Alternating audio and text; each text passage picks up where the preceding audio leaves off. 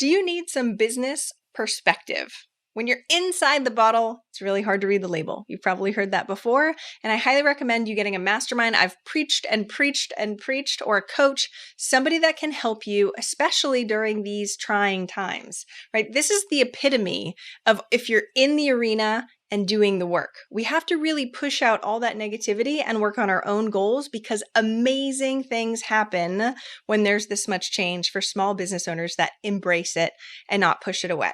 So I highly recommend, if you don't have a mastermind, a coach, now is the time, because everybody else is kind of running scared. So if you're interested in my mastermind group, go check out eventualmillionaire.com/apply. We are taking applications now for our April group. So make sure you check that out. And of course, let us know if you have any questions. I will only accept you if I think it's the absolute right fit for you and your business and where you want to go. Either way, have an utterly fantastic, amazing day. Stay tuned.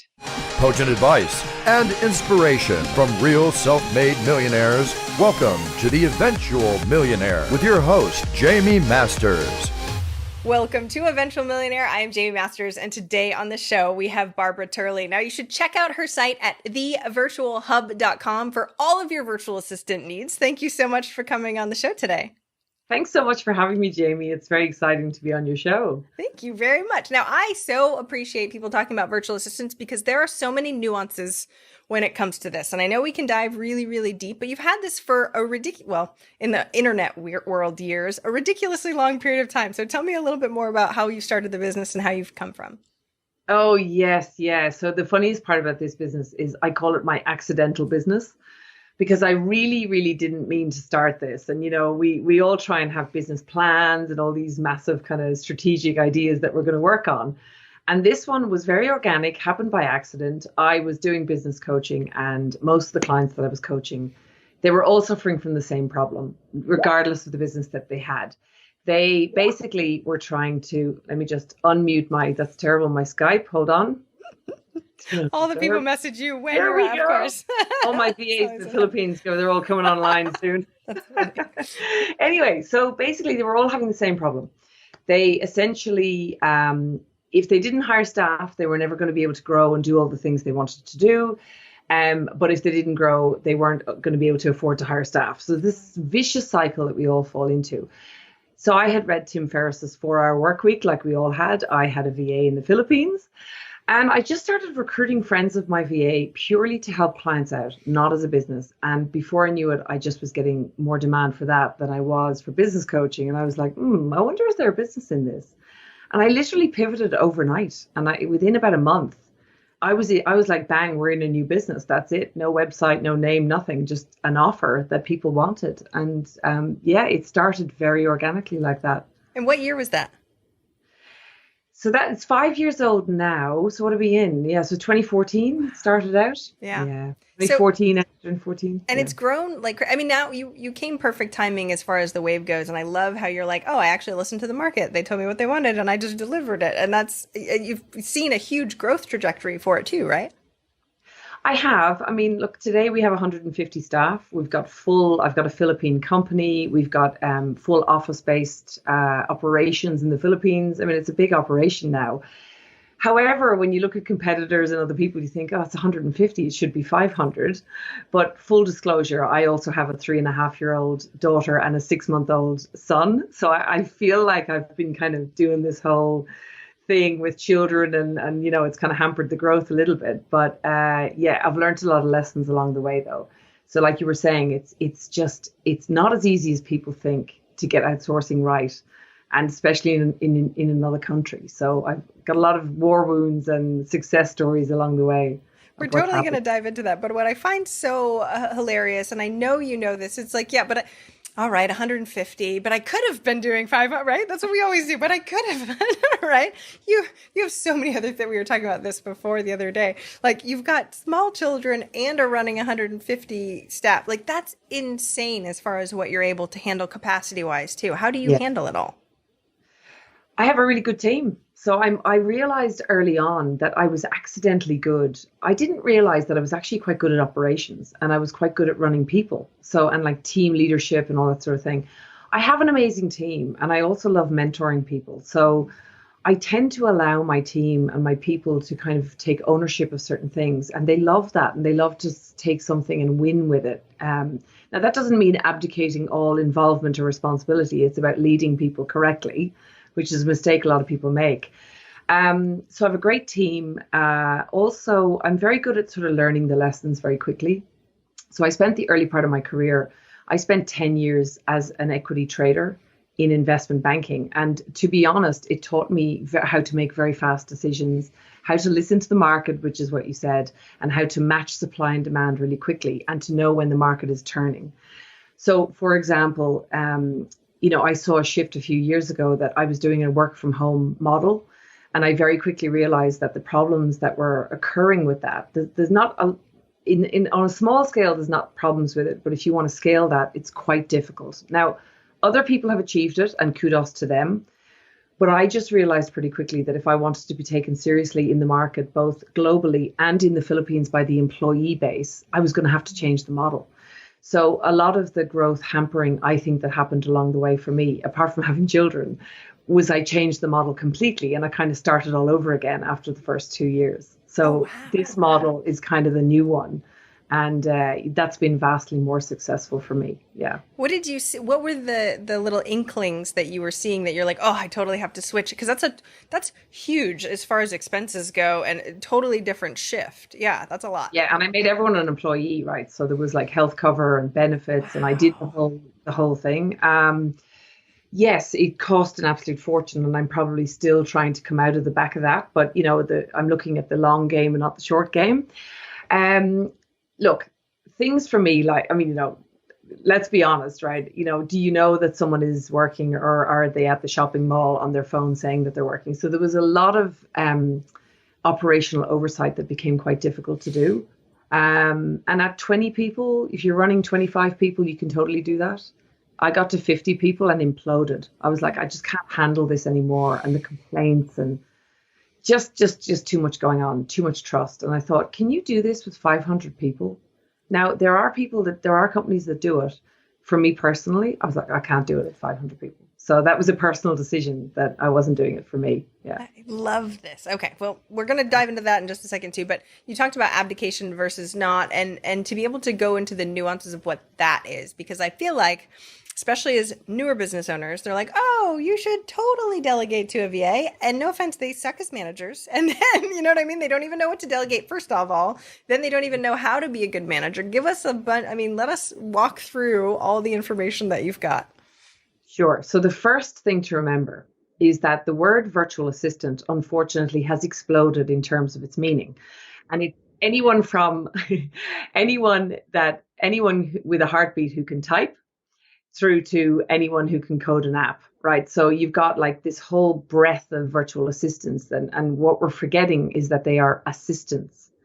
They are not project managers. They are not content writers. Now, some VAs will do that stuff, but it's because they have specialized in those areas, and they're not really what a traditional virtual assistant is anymore. They are a virtual expert. They have an expertise in a certain area, and they happen to be virtual. So coming back to the assistant thing, everyone thinks just get a VA, it's the panacea, it's going to solve all your problems. The reality is, first, you've got to temper your expectations around what it is, first of all, you're looking for, and then what it is that the person you're hiring for $3 an hour online is actually capable of delivering. So a lot of people come to us even and they say, I need a VA. My biggest fear about hiring one is that I'll have to constantly talk to them. I'll have to micromanage them. Now, nobody likes to be micromanaged, but in my speak, what I hear when somebody says that is, I don't want to create processes. I just want them to get on and show initiative and do the job. And I'm like, even a local employee, like even someone who's pretty good, you still have to lead, provide direction, have your systems, have your processes, and then delegate those out to your people to run. So systems run your business, people run your systems, and you've got to train your people, regardless of their level, on how your systems are. And I would say sort of the lower rung is the virtual assistant that's taking on the recurring operational type process driven tasks that are really low hanging fruit for you to take off someone else's plate. So if that makes sense. No offense to the VAs in the US and Australia that are listening, you guys are like online online business managers. I mean, you're sort of a cut above and you're probably underpricing. So just me talking about the VA world, you just got to be careful around your expectations. Thank you. Because the hard thing is because we're sold a dream that's like, oh, it's $3 an hour, and we want somebody who's going to be a CMO, and you're like, it doesn't commute that way. Just so you know, it does not make sense. And then, I mean, I can't say that I haven't been through what that was. I was like, oh, but I thought it was like this, and then you start getting in there and you start realizing what the expectations can be and how you can work within that, and it's amazing also. So I want to make sure that people aren't like, well, then screw it all. I feel like people go, well, then never mind. Yeah, they just hard. But, well, if I could put it in financial terms, and obviously I'm selling my own book here, but the reality is I do have a background in investment banking and in the financial world. If you get offshore teams right, if you get it right, now that's a big caveat, it pays the largest dividends that you can ever imagine in your business because of the cost effectivity on your bottom line. Like, you are basically freeing up, if it's just you, for example, in the US or wherever, you're freeing up your $200 an hour time, or whatever your time is worth, to do more sales, to do more strategy, to do more client work, or whatever it is you're doing.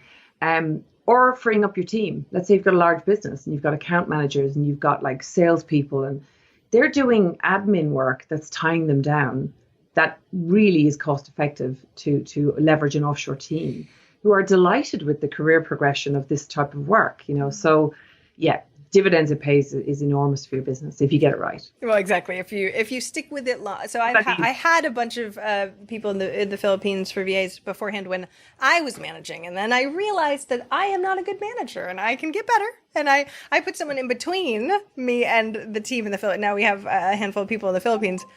That works so much better when you actually have someone that's a better manager doing that. So please don't give up just because you felt like you tried it as an entrepreneur. Most entrepreneurs suck at managing anyway, and we need to get better. So there's so many nuances, like I was saying before, to how to do this. So when it comes to let's say we have a lot of tasks, we have admin, we really want to sort of put this low level tasks. Maybe if we have an executive admin and we know that they have even more tasks, where do you start on the system side? Like, how crazy do the systems have to be when you start to hire a VA? That's a great question, because some people go nuts on it and other people are too vague, right? So it's kind of a happy in the middle. So the first thing I would suggest is, before you go hiring a VA in the Philippines, it's probably a good idea to map out what exactly that role is going to entail. So a lot of people don't do this. They're like, I just need a VA, right? And they're going to just like Tell me what it is. Yeah, exactly. So they go, I need a VA, but I don't know what I want them to do. But surely when the VA comes in, we'll figure it out together. Now, you can do that if you're a good manager. That's okay. And you can work that out together. But it's probably better to sit down. And when I say map out what the role is, the tasks, and are there processes attached, people get overwhelmed with that. And they go, I don't know what that means. So let's distill it down into what actually does that mean. Every single business, no matter how tiny, teeny, tiny, small or large, has departments. You've got your marketing department, your sales department, product delivery, invoicing, there's all these little departments. So if you were just to map out each of your departments and then list down the recurring tasks first. What are the little small tasks that need to happen on a recurring basis, daily, weekly, monthly, that keep the engine of the business moving? And you write those down. And then you think about, well, of those tasks, is there a specific way that I like it done in my business? Because everyone has a different flair. And I would suggest starting out with a few bullet points of how that task is to be done. And there's your process. You don't need to go wild. Now, the next step of it, though, is once you delegate that process, you want to see how someone else performs doing it and then get feedback from them on their experience of doing it. And that's how together you start to evolve your process, because mistakes might happen because you didn't think of the IP that you have as you were doing the process, etc. So usually people just fire the VA rather than saying, well, maybe they didn't think the way I do through the process, or I didn't explain it properly. So that's a very simple way of starting. And I think most people can handle that concept of doing it that way. Self-responsibility is always an interesting thing. Yeah. So I love that you're 80-20ing the beginning of this, because I feel like, just like you said beforehand, people either go way too far all in, like I have to have all of the systems and processes, and then they're so fine-tuned that sometimes the VA can't follow it. They're like, I don't understand, right? There's Because too much detail, and they're yeah, like nitty gritty every time they do the task, and then the complaint is they take too long to do the task. Like, well, exactly. they need like a chapter of a book before they can do it, you know? Exactly. It's so funny. And I'm hoping one day, I know there's things like Walk Me and there's some more virtual sort of training for SOPs that we're getting a little bit better at besides just the documentation. What do you guys use as far as documentation goes to make it easier for the software side of giving systems? Yeah. So I'd love to say that we do. I mean, we should be doing it all, videos, audio, like, but the two we do, we use maps a lot, visual maps. Mm-hmm. So like, what are they called? Like, Mind maps? mind maps. Mm-hmm. We use, can you tell I'm not the one who builds them? I've got to teach. So we do a lot of mind mapping. We do step-by-step processes as well. And we're huge users of Asana. Mm-hmm. It's not a process management tool. It's a task management tool. However, inside the task, in the description, you can easily put the bullet points and the little Loom video of how to do it, if that's what you want to do. Keep it simple. You don't need like an intranet. And I mean, that's all great, but we just keep it simple. And ours runs pretty well with that. We've got a huge team that runs off that. I love that. That's exactly what we do too, also, just as a side note. So I totally condone that method also, because otherwise it can get too complicated. When we think of corporate, and I remember having the internal wiki and all this stuff, and sometimes people that are business owners are like, okay, well, I'm going to do all the things. And it's like, let's just get you moving like this much, and we'll add in videos later. We'll add in more. Yeah, like just get free version of Asana and put a couple of bullet points in the description. Yeah. There's a process, right? And then you will evolve that over time as mistakes happen and as experiences change. But people, you're right, they try to overcomplicate things. They have too many SaaS products. They've got like, Slack running, and then they've got Asana, then they've got 400 other things that you don't really need. Just keep it simple, because otherwise you just overcomplicate everything. So when you evolve things, like you're saying, I think that's the thing that's tough too, is even if we have part of a process, a busy business owner taking the time to go, I need to update that process, usually falls to the bottom of the priority list. So how do you make sure that they get the information they need in order to perform the task? So the VA, therefore, this is where you've got this team huddle. The team communication is really important. So as a business owner, a lot of business owners, again, are not connecting enough with their team. They're like, I don't have time to talk to them. How often should I talk to them? I recommend the daily huddle, right? It's fast. Huddle concept is you bring all your team together for a non-negotiable sort of, they say 10 minutes, but depending on the size of the team, can be half an hour. We do it. I bring like 12 people together every single day across the world, and we do 30 minutes, and we run through all the pipelines from recruitment, training, onboarding, clients, leads, sales, customer support. Now, customer support is a really important area, because you're getting feedback there on what is the experience like for your client. And typically that's the first area I say to people, that you want to be evolving processes from there, because every time you get a question or a complaint, go back to your onboarding process for your clients and change the process right there and then. Now, you don't have to do it. You can say to your VA, can you change that process? And I want to know in a week's time, this is important, how is that new process going with the clients? So you don't get the, I forgot to do it. I didn't do it. Because you just haven't asked, right? So you want to set up the reporting lines as well. And you want to stay, that's oversight. You've got to stay abreast of what's going on in the business. It's a 2-minute conversation the following week. Who writes that down? Because that's the other, I have somebody record everything that I say, because I forget to write things down, right? Yeah. So who's do they put it in Asana? Where does that go, that information? Yeah. So first of all, so the huddle concept falls into the meeting rhythm concept. So in your business, you need to establish with your team a meeting rhythm. Now, people hate meetings, but you don't have to have loads of them. We've hardly any of them, but everyone knows the huddle is a big thing for us every day. And then we have a couple of other huddles that are, like HR or sort of smaller meetings. But then you also need a communication rhythm. So you need a set of rules around how everyone on the team communicates. So for us, even though we discuss it on the huddle, whoever's discussing it has to write it in the task and tag the person who's the baton is being handed to. So you can't say, but I said it on the huddle. Now I'm terrible because I don't write anything down, but I lead the huddle. I don't actually do anything. There's the other people. That's what I do. Yes. I'm the conductor of the orchestra. They play the instruments, right? So Yes. that's the best tip I can give any owner listening to this, that you have to be the conductor of the orchestra. You're not playing the instruments, but you're the one driving it. Yeah. Yeah, especially going through your strength. I know that even if I said I was going to write it down, I just am not good at that. I'm just not good. Even if I'm like, yeah, sure, I'll totally do that. Somebody else has to be responsible that I can check in with, because, yeah, Jamie's not so good at that. But knowing that is really important. Well, I could see them updating Asana. I mean, when people are updating all the pipelines and stuff in Asana, I can see it, they're doing it real time. So we're doing it while we're on the call. There's no, oh, I'll do that after the call. We do a little bit of that, but it's important to have people. Now, that's our communication rhythm in our business because it's very live. But you've got to establish what is your communication rhythm, and then everyone has to be on the same page. How do Not you one figure person doing email and one person doing Asana and another person like Slack. It's like, nah, this is how we do it, right? ownership? Yeah. Of going like, this is the way it is, and you guys are going to do it. Even if I can't do it, you guys know. Right? That's why you're working for me. So yeah, that's what matters. How did you figure out your KPIs? Because it sounds like you're very attuned to what those KPIs are for your daily huddle. Yeah, no, all mistakes. I'm going to be brutally honest here. You would think, oh, she has this background in investment banking, blah. I wasn't good at any of it. It's all developed from mistakes that happened. Okay. So even the huddle came, not because I was reading all this stuff. I was kind of knew a bit about it, but I wasn't really focusing on it. And we were having mistakes happening, even though we had a great communication rhythm. Asana was working well, but for some reason, things were getting missed. So I introduced the huddle and I was like, okay, we're going to introduce this now. And then it improved vastly. And then we had people not listening on the huddle. And I was like, okay, now we're going to write things. Now we have this new process.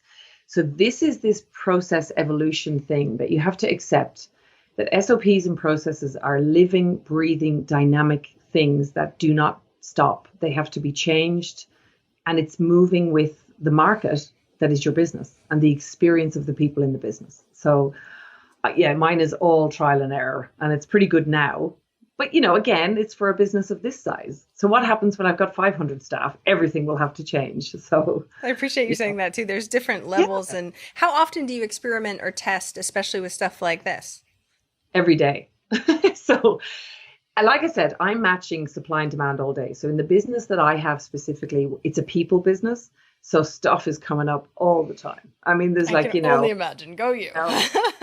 It's like, it's like sick leave. You get one person that's always sick and you're like, okay, maybe we should change the process for that sort of, So I feel that process development becomes too big a job. If you're saying we do it every 6 months, then you're never going to do it. So just tweak small little tweaks around the edges every single day. And in 12 months, you'll have transformed all your processes. How do you get everyone on board with that? Especially if you're making a lot of tweaks. It's like, wait, we changed the sick leave and I didn't realize. Are you putting out memo? Like, how are you dealing with all that? Oh, that's a good question. So on my internal team, we have about, you'd think I would know the exact number. I'd say there's about 25 or 30 people, but really there's, I'd say 10 or 12 that are like the leadership team sort of thing. They then have their own pipelines and processes down. So the leaders of those departments have to disseminate that. And they're pretty good at it. I think I've just trained them well to that information flow is important, and that we all do the same. Again, it's the same methodology. They have their own pipelines that they're running, and their team are trained to do the way we do ours. So yeah, I think it's you've got to come together with your team and establish kind of your way of working, and then how that fits for the rest of the team, and try to, as much as possible, bring them into the way that you're going to do it, without pushing someone who's an introvert into being an extrovert, if you know what I mean. You got to kind of work, it's working within, you want them all to do what you want, but within their own capability and their own version of it.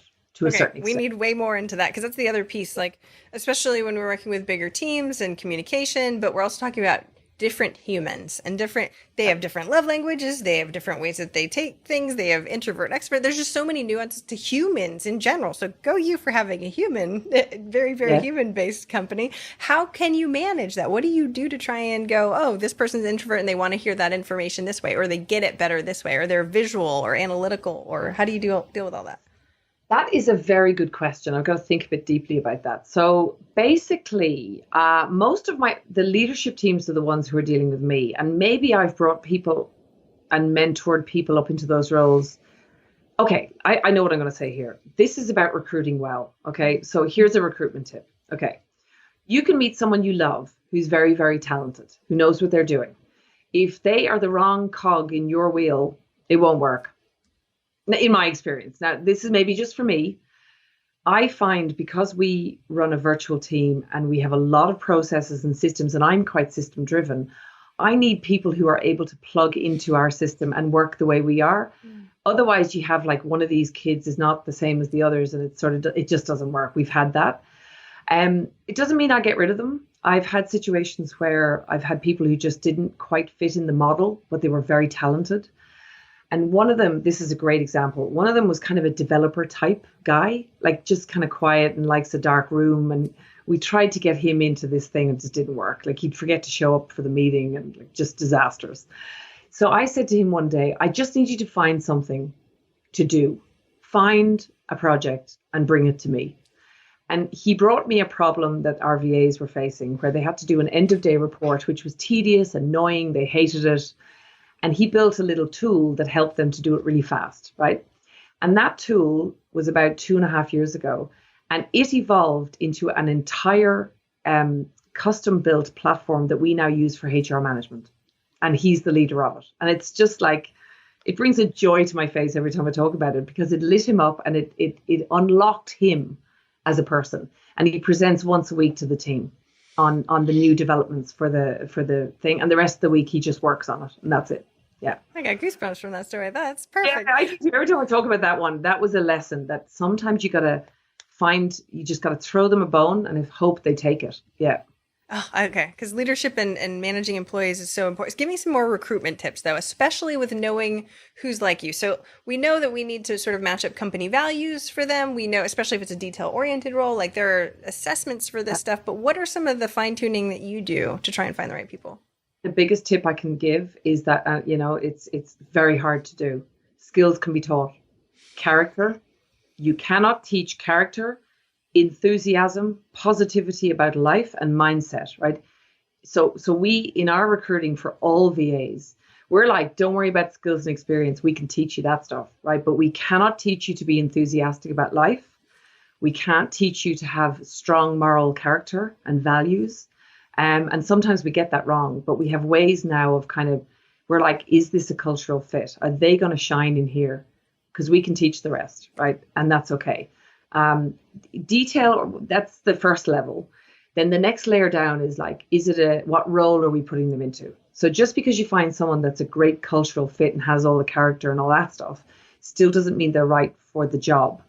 So you've got to think then, well, there's no point in putting a floaty person into a detail-oriented role and trying to fit a square peg in a round hole.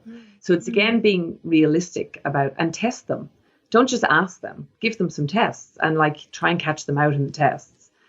And you'll see their natural flair, and you might be like, well, this person isn't detail orientated, but God, they did a great infographic that was designed really well. Maybe they're more of a social media person or, that's how we do it anyway. Oh, so you actually, tell me about the tests that you actually run them through so you can take a look at them. Okay, so our stats, this is why recruiting is so hard.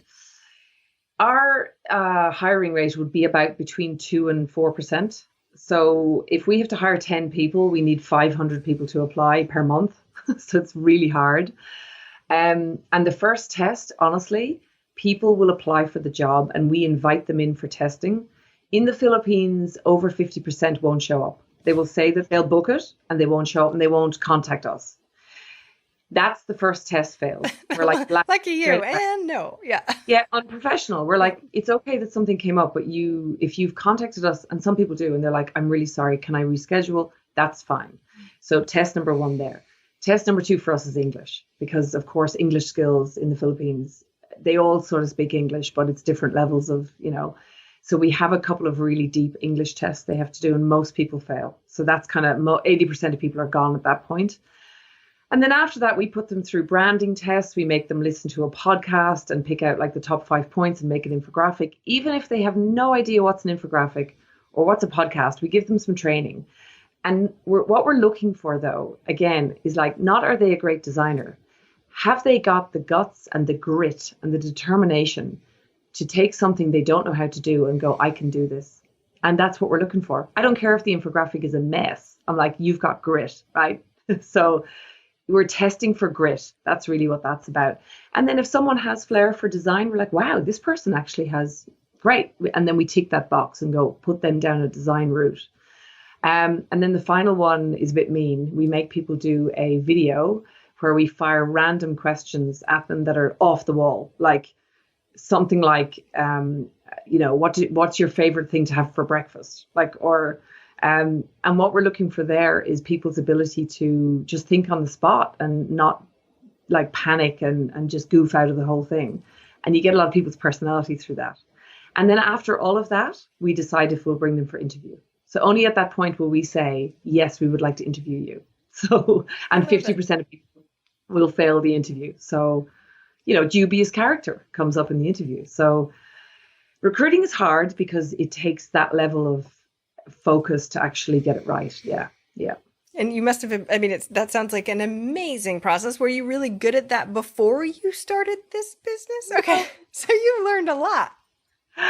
This is all trial and error. This is like, oh my God, we had a bad hire again. So every single time we have a HR issue or we have a resignation, even if it's a good resignation, or we have anything happen with our staff, we go right back to the recruitment process and go, how do we eradicate this problem? How do we stop this happening again? Don't bring them in. Don't bring them in. Ask better questions.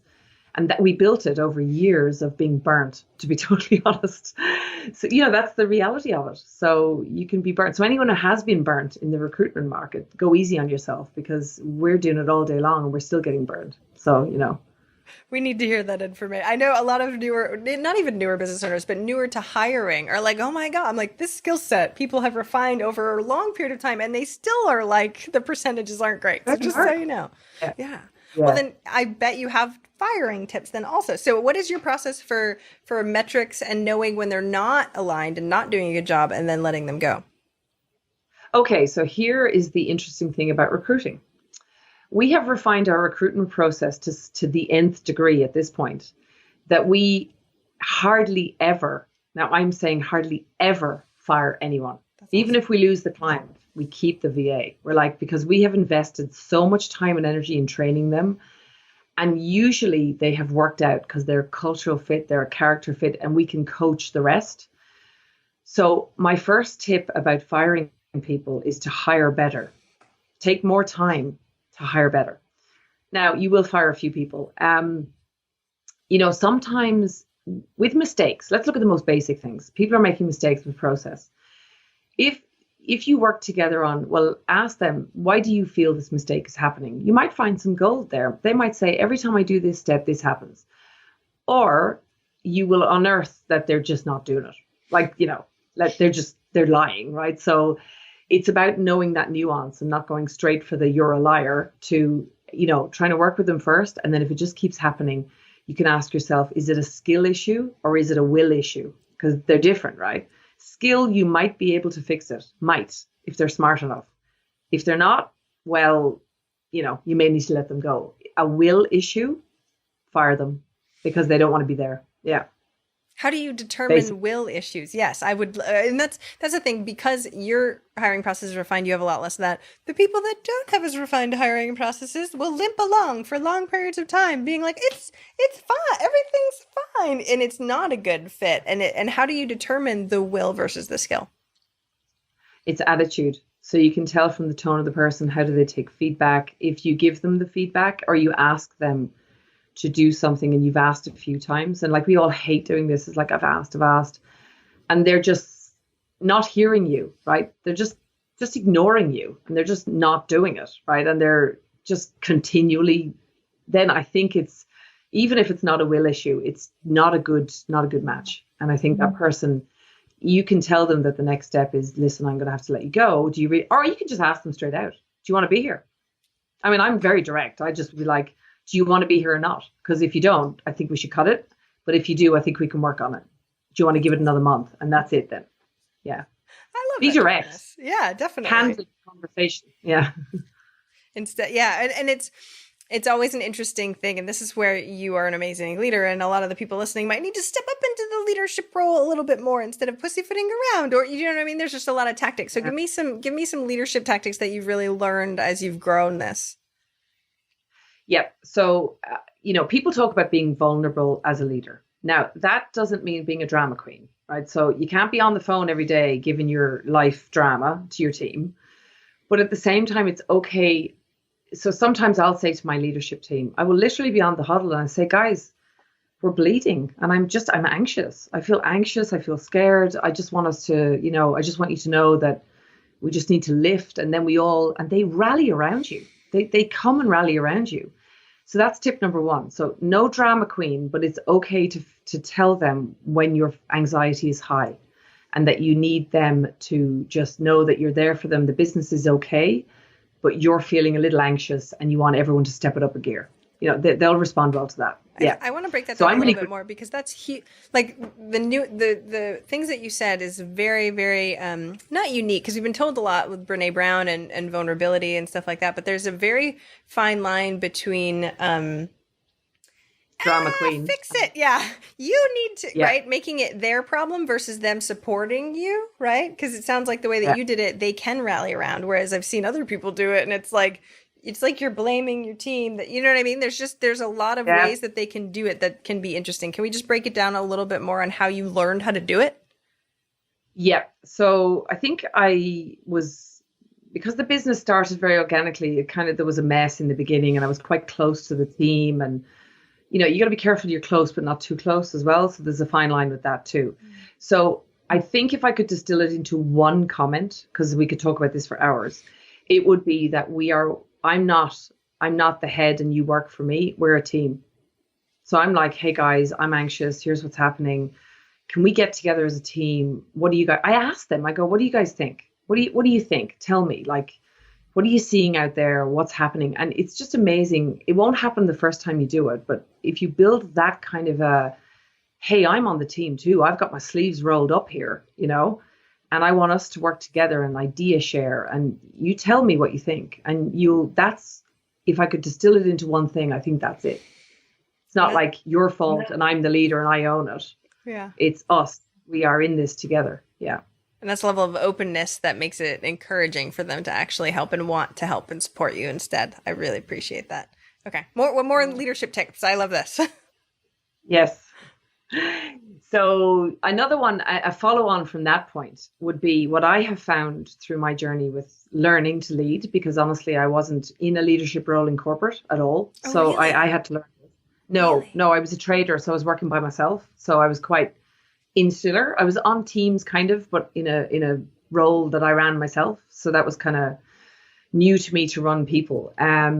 So that vulnerability thing at the right moment is good. And then there's a moment where they need you to lead. So they need you to go, I'm now stepping, I'm going to go into the jungle and I'm going to cut the jungle down and you guys come behind me. So there's that balancing act. But the other thing I find is when I do that and I throw them the problem. Now, not all teams are going to do this, but I've thrown a couple of times not expecting them to come back with a solution.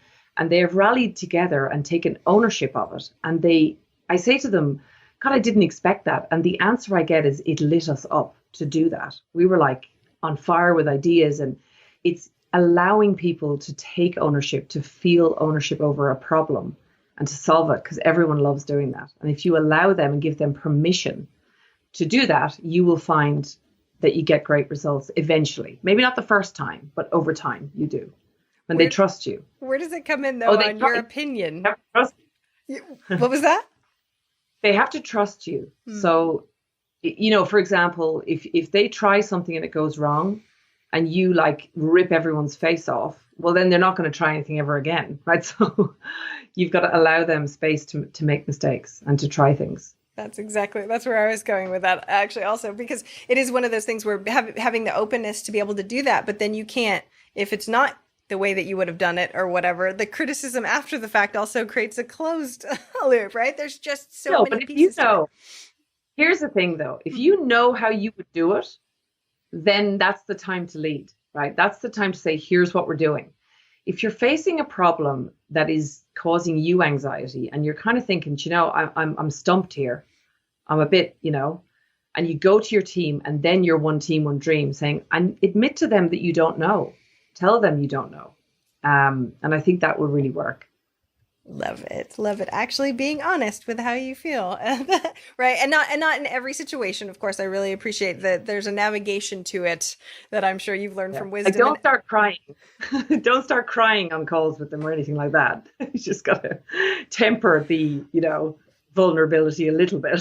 Well, that's the other piece, right? We're hearing that it's better to be doing this, which is amazing, and I love Brene Brown's work. It's absolutely amazing, and I also appreciate how much she talks about it, because there are definite levels to where we're at, right? It's not permission granted to be, your crying self as if you would be to your husband or to your inner circle, right? It's not the same thing.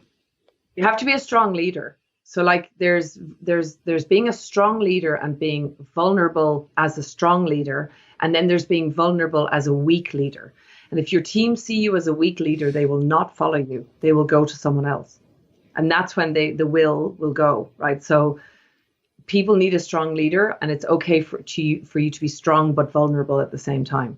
If that makes sense. It's hard to give you exactly what that means. Yeah. That's exactly. I love these things. It's funny because a prospect that I spoke to not that long ago was saying like his whole team had turned on him, and I was like, "Wait, give me the breadcrumbs on how this even happened, right?" And so the distinction of a weak leader. What are some character traits, or what are some things that come up if you are a weak leader to see if people can self-identify? Because nobody wants to call themselves a weak leader, right? Nobody. And yet, I have a feeling some people that are listening are doing things or feeling things that might be leaning them towards that way.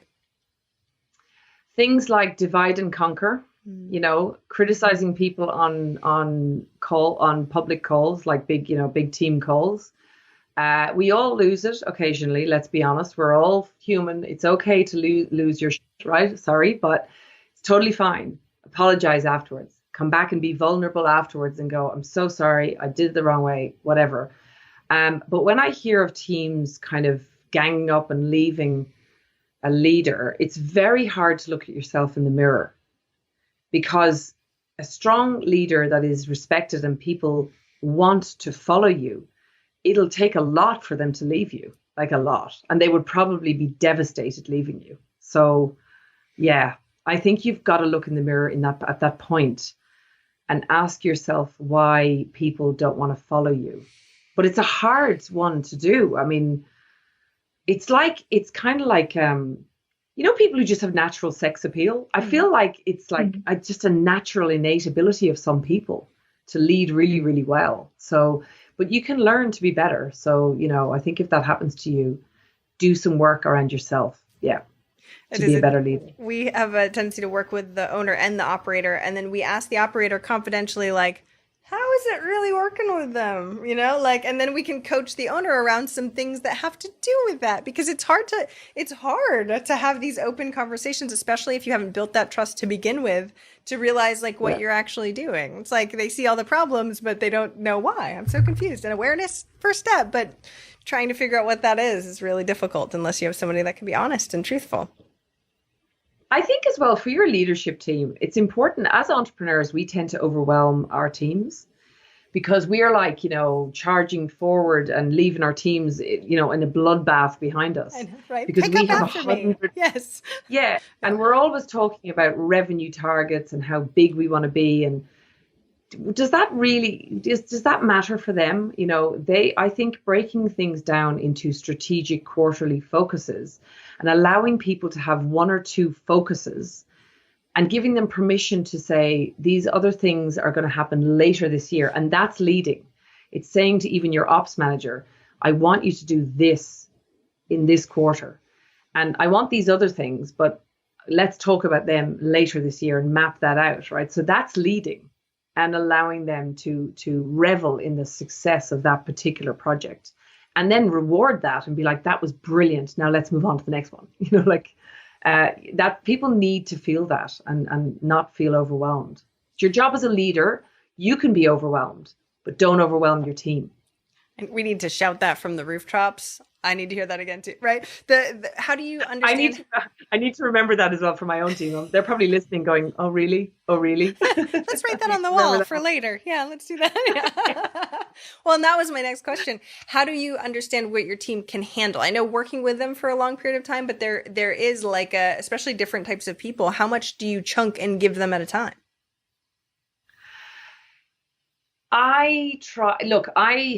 I'm a big believer in the power of singular focus, right? So in anything that you do, it's like if you start a business, well, nail one particular revenue stream first before you start diversifying and offering loads of other things. And I think it's the same with even sprints or project management or just allowing people, you've lots of projects on, but you've got to give them permission to focus, to have singular focus and not to go, well, hold on a sec, what about this other thing? Because you've told them to focus on one thing. And again, that's kind of a leadership thing. Mightn't work for every business, but I have found that to be very successful for me personally. And then to ask them every now and then, catch up and be like, how's it going? The how's it going call. It's okay to be overwhelmed. Let's talk about it, and then dig into why you're overwhelmed. How often do you have, because the how's it going call is amazing, because especially for people that are overachievers, sometimes they just keep taking it and won't actually complain or tell you how crazy it is, right? Unless you check in. So how often do you do those calls? Well, I think I don't do them very often, actually. I should do them more often. And one of my leadership goals is to do those more often because I kind of, but the way I run the business, I can see when things are slipping.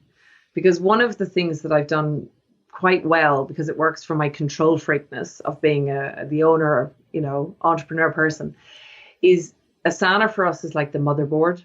And I can see in 10 minutes flat every single day, everything that's going on. So I can see what results are happening. I can see what's pushing through and I can see what's falling through the cracks. And if stuff is falling through the cracks, I think to myself, well, there's something going on there for them. And that's when I'll trigger a how's it going call. Yeah. That's awesome. Oh, I would love to see your Asana. I get so jazzed about Asana and dashboards, and I'm a geek. And oh no, you know what the hilarious thing is, right? I am the queen of simplicity. People think like I'm not even an advanced user of Asana. I just keep it simple. And we've got loads of projects, but they're all pipelines and things moving. So you got to keep things moving. Don't really use the dashboards and stuff. I just can see everyone's kind of load and what's been left behind. Yeah. I love it. And we didn't even have a chance to talk about the fact that you also have 2 small children while you're doing all of these things. I just adore that you're like, and we're paying attention to leadership and we're improving on this and we're doing all these things, right? And you have a 6-month-old at home and probably not sleeping very well either. So pat yourself on the back for all that stuff too. Exhausted. Right? Yeah, look, one of the tips I will say, one of the learnings from doing this is that I really wanted to prove that through the power of very good leadership and very good delegation, as a woman, you can run a large company and be the mother. Now, what I say about being the mother is like actually being a hands-on mom part-time. So working part-time. So I've done that. I've done 50-50. So I'm there for all the feedings and I'm playing with the kids and it's half the day that I'm literally with them. The problem, I think, with that, and the lesson I learned the hard way, is that if you do 50-50, you can do it, but there's nothing left for you. And you become so depleted. And I did, and it's happening again at the moment. I'm finding I moved country as well. Like, right, I didn't even mention that. Yes, exactly, because that's a good idea to do also at the same time. Well, I wanted to be closer to I'm from Ireland, so I wanted to be closer. But yeah, I'm finding that this is happening again, and I need to watch it this time, because the last time with my first daughter, the business was a lot crazier because it was in that real startup stage. And I just became so depleted and the brain fog was horrific. And I made bad decisions. I was a bad leader. I just found, and I was a bad mother too. I didn't do either particularly well. So yeah, I would be very honest and open about that and say, I'm loving doing it, but it's hard. Like it's hard work. Yeah. Yeah. We always try and be a parent and a great leader. Right. And wash your hair at the same time. So, and I, the reason why I love talking about this stuff is because it does matter. And it's usually us that goes to our self-care, our, any time for yourself is like, you can't even go pee without your kids banging on the door, right? To be able to have any time. And I love that you said that, because I think, not that it's shameful, but we like have a tendency to be like, I can do it all. Everything's fine. Right. And then die a little. I think all the moms out there are hiding it. We're all saying, oh, wow, look at me. I work 3 hours a day and I still have my mom and I can do it from home. One of these days, I would love to do a TEDx talk or something and actually like make it funny and be like, here's what it was really like working from home with my kids outside the door, right? Everyone thinks it's this amazing thing. Oh, you get to work from home. I'm like, honestly, I think I should go now and work in an office, because it's just, it's like hell on earth, like trying to manage it all. And like, you sort of think, I've gone from changing a diaper to doing like a team call to, it's just not conducive to good mental state. Not even, I know. I think that is true. Yeah. Thank you for saying. We used to have an office that had windows, and I was like, I can't. And the kids would like on the window, and I'm like, I feel like the worst mom in the world. Shut the curtain. Be like, I gotta get work. Yeah, right? I know. There's only so much. And then my daughter. My daughter went through this phase of like, and still going through this. I might only work for a few hours a day, but I am the devil because I work for a few hours a day. I give her all this attention and she's still not happy. And I go, I would have been better off doing 10 hours a day in corporate. And she doesn't see me for the whole day. She's happier. So. Isn't that hilarious? It's so funny too. Same thing where it's like they always want more no matter what it is. So we just have to be happy with everything that we're giving them and make sure we're happy on both sides of the coin. Otherwise, we're going to drive ourselves crazy, and that's not worth it either. Yeah, life first. Yeah. This is amazing. I know we have to start wrapping up. What is one action listeners can take this week to help move them forward towards their goal of 1 million? Yeah, definitely the power of singular focus with a sense of urgency. So people try to do too many things at the one time, even with investing, right? They try and like buy a house, start a business, save, all this sort of stuff. Do one thing and do it really, really, really well and with a sense of urgency and a timeline, and then nail that and do the next thing. And otherwise you get scattered. And honestly, you will not achieve anything particularly well. So I have been very good at focusing on one thing at a time. People have often said to me at the Virtual Hub, why don't you offer, like we do VAs, we do 3 levels of VAs, but we just do VAs, right? And we only do it in the digital marketing kind of area as well. And people have said, why don't you do project managers? And why don't you do, and I'm like, I'd love to do all that. Video editors, the whole lot. But we're still nailing this bit. And I don't feel that we have nailed it enough yet to be distracting ourselves with all the other stuff we could do. That is just distracting, to be totally honest. Yeah. Thank you for saying that. So thank you for saying that, because there's too many companies that I've seen do that. So I appreciate knowing the inner working of you trying to nail it. That's amazing. Yeah. And I'm trying to be a mom as well. Yeah. So I just go, I can launch all these other things, but then I'm going to sacrifice that. So I'm just trying to I think, power of singular focus, and being okay with that is good. Yeah. I so appreciate your open and honesty. Where do we find out more about you? How do we get a VA? Tell me more about all your offerings.